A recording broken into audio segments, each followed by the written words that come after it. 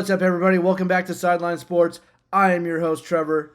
This is John, my son. He wants to go ahead and be a part of the podcast today, I guess. Hit the like, hit the subscribe. Let's talk a little bit about Warriors. It is a Warrior Wednesday. There are a couple of names that I want to talk about. Most importantly, Jonathan Kuminga. What are the Warriors going to do with Jonathan Kuminga? It's a fairly complicated situation. I'm sure he's going to be asking for more money than the Warriors are comfortable doing on a sign. So instead of signing Kuminga to a long-term deal, I think that we're more likely to see a sign and trade. So what does that mean exactly? What teams out there are looking at possibly signing Kuminga or trading for Kuminga? And better yet, what teams have the assets that the Warriors would want to get in return for a sign and trade for Kuminga? There's three teams that I'm thinking of right off the bat: the Nets, the Bulls, and the Heat, that have assets I think that would be enticing to the Warriors that are also attainable. And so let's go over that a little bit. First team I want to talk about is, let's start off with the Bulls, because I know the Warriors wanted Nikola Vucevic for a long time.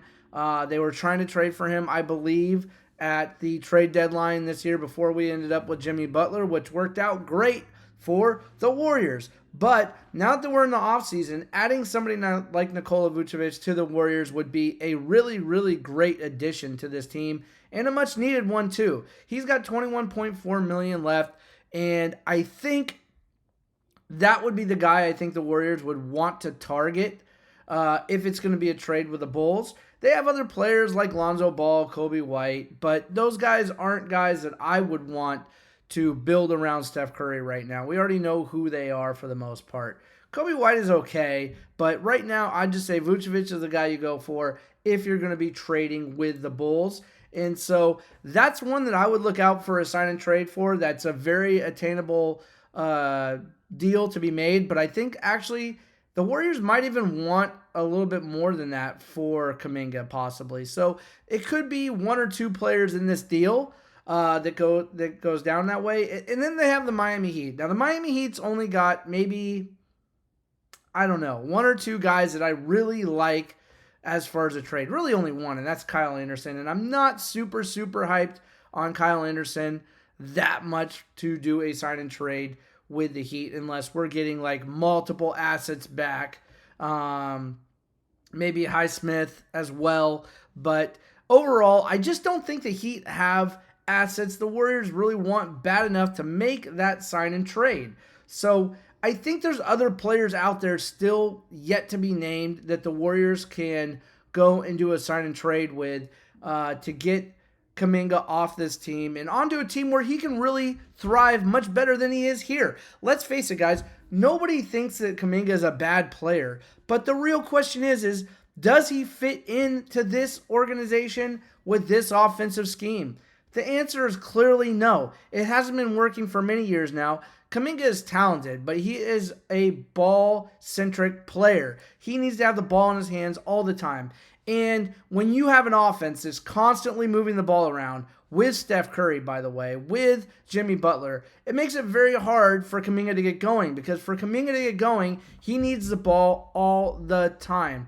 He needs to be moved to a team where he can really benefit by having the ball in his hands a lot. And it's probably going to be a team like maybe even the Nets, or a team that's maybe on the come up but not quite there with their superstar yet. Something like that where Kuminga can really get the ball in his hands early, often, and really hone his skills. I do think he's going to be a decent player. I don't think he's the kind of guy who's going to lead a team to a championship. I don't think anybody believes that.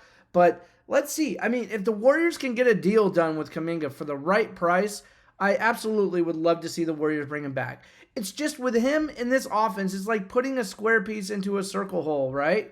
Or putting a circle into a square hole, or whatever you want to call it. It doesn't fit, guys. It doesn't fit with this offense. I wish it did, because I've seen Kuminga become explosive at times. He's not consistent yet. He doesn't shoot the three-pointer all that well. His defense is just, And so what you really are relying on with Kuminga is going to the rim really, really often, drawing the foul, or scoring at the rim. And if he's not doing that well that night, then he's pretty much dead weight at that point, guys. And so getting him on a team that he's able to do those things with more is probably the best way to go. I don't see Kuminga signing with the Warriors and staying long term. I don't. If he signs with the Warriors, there's still going to be a trade to be made. That's just the way it's going to be for him. He's just not fitting in this offense. So look for Kuminga to get traded. There's a couple of players that I just wanted to mention out there, and I mentioned them. And I think Vucevic is really the guy that the Warriors go and try and trade Kuminga for. It makes the most logical sense, but it's going to have to be him and maybe one other guy. So maybe it is Vucevic and Kobe White, or maybe it's Lonzo Ball thrown in there. Lonzo Ball would be fine, I guess. We don't really need him. So I don't know. Maybe that player that we're going to get isn't really here yet, that we're really not hearing that name yet. This offseason for the NBA is speculatively supposed to be huge. So far, it's been fairly quiet, but we still have to see where Durant lands. We have to see if, Giannis is being traded. Listen, the Warriors are a big, big target for Giannis, I believe. I think they want Giannis really bad. I think Giannis would like to come to the Warriors. But do they have the assets? It's going to take a multiple team trade to get Giannis here. If he even leaves. He says he doesn't want to leave. He wants to stay with the Bucks and have them build around him. I don't know how true that is. It doesn't make a lot of sense to me because I don't think the Bucks can really build around him long term. Right now, it's not a destination players want to go play. It's going to be hard to entice anybody to go there, even with Giannis. So I do think the best way for him to win a championship is to get traded out of Milwaukee. I think he's saying all the right things, but Giannis still could be moved. I think it's still possible. I'm just hoping it's not anywhere where we just get completely hammered by Giannis every single year. I mean, if he goes to the Rockets or if he goes to the Heat, I mean, it's all right, I guess, if he goes to the Heat. If he goes to the Rockets, that's going to be a bummer. If he goes to the Raptors, we probably have to face him in the championship, and that's going to be difficult as well. But where he ends up, if anywhere, is really hard to say. I do know the Warriors have fallen in love with Giannis, and they have for a long time. And if they can get Giannis on this team any way possible, then they're going to pull that trigger, and I would too. There's no doubt about the fact that this guy is the future of any franchise he goes to. When Curry is done and he retires, which I believe will be after this contract, I do believe he's going to be probably retiring. And if he does, then you want a guy to take that mantle and keep going with it. And who better to do that than Giannis? Giannis is not, he's still in his prime right now. He's 30, I believe. And so he's got many, many years left. He would be the perfect player to take up Steph Curry's spot here with the Golden State Warriors if they can make that move. But it's going to be, I believe, a multi-team deal that sends Giannis to the Warriors. So let's monitor that. Let's see how it goes. It's very exciting this offseason, seeing what might happen. But Kuminga's a domino that's got to fall. Durant's a domino that's going to fall. And it seems like more likely than not, Durant will be either in Houston or Miami. Now, I know we had a meeting with Miami yesterday. I'm not sure what's going to come of that. I still think Houston might have the best offer. But the Suns hold all the cards, really. I mean, the Suns don't have to trade Durant at all. If he's requesting a trade and they say, okay, let's try and work and get you a trade, but they don't get anything back in return that they like, well, then that trade's not going anywhere. Look no further than a Brandon Ayuk, drama that happened 2 years ago where he was demanding a trade out of the San Francisco 49er organization. The Niners talked to some teams, didn't like what they were going to get back, so they said, kick rocks. We're going to keep him. And guess what? Brandon Ayuk, maybe he didn't like that. But that's how it went down because guess what? In the end, the organization is not going to get screwed while you get to go wherever you want. You're the player, and you sign a contract there. You play out the contract, or if the organization is kind enough, if you've done enough for the organization, and they will say, okay, fine, if you really want out, we'll try and find a place for you, then they'll try. They don't have to do that, guys. The Suns don't have to trade Durant. I'm not saying he's not going to get traded. It's highly likely Durant is on his way out. But it also wouldn't surprise me if he stayed with the Suns. If nothing came to fruition because nothing just felt right for the Suns. The Suns have to get something back in return for Durant. Just like the Warriors need to get something back in return for Durant. Even though he was a free agent, the Warriors got him a championship. So he did a sign and trade. He actually didn't have to do that. So that's a bad example. But bottom line, Durant is not a free agent right now. He's requesting a trade, and the Suns are trying to see if they can make a trade work that works for them. If it doesn't work for them, I don't see how they trade Durant.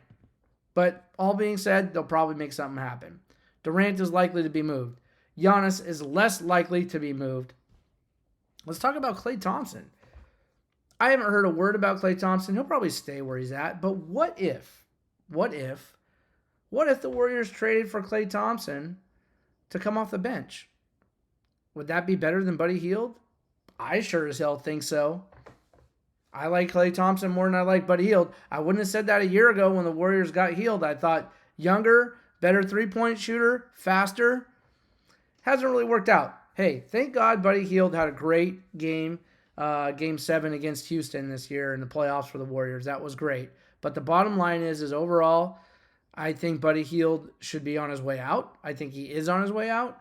And I think you trade, I don't know what you get for him. Probably not much. But, I mean, what if Klay wanted to come back to the Bay? Would anybody say no to that if he was willing to come off the bench?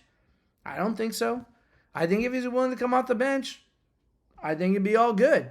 I'd love to see the Warriors boost their bench a little bit by getting Klay Thompson back. But, hey, it would have to be at a very minimal amount. Let's be honest. Klay Thompson's at the end of his career, and he isn't what he used to be. However, he did have a fairly decent year last year. I think he at the three-point line, he was definitely more consistent than Buddy Hield. So there's that. But let's just monitor the free agency, guys. It's going to be fun. I love watching Warrior basketball. I love basketball. I am kind of just like, sitting in hibernation, waiting for the next season to start, which will take forever. So let's just concentrate on who the Warriors might draft. Will they send that draft pick somewhere for a trade? I think for one thing is for sure. The Warriors are on the verge of becoming a championship contending team if they make the right moves in the offseason, guys. The Warriors are the team to watch in the offseason right now.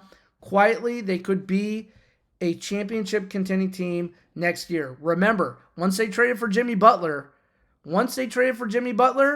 right, they went like 26-3. When they start next year, rested on a roll, guys, this Warrior team is going to be very, very good as is right now. You add one or two guys to that mix who can really help. I'm talking about a decent center, Vucevic, and maybe another shooter. We definitely need another shooter. We don't have a consistent shooter that can go alongside Steph Curry right now. We need a more consistent shooter there. But if we can get a consistent shooter, that would be my first priority if I'm the Warriors. But the center would be a priority too. I'd be looking for two players.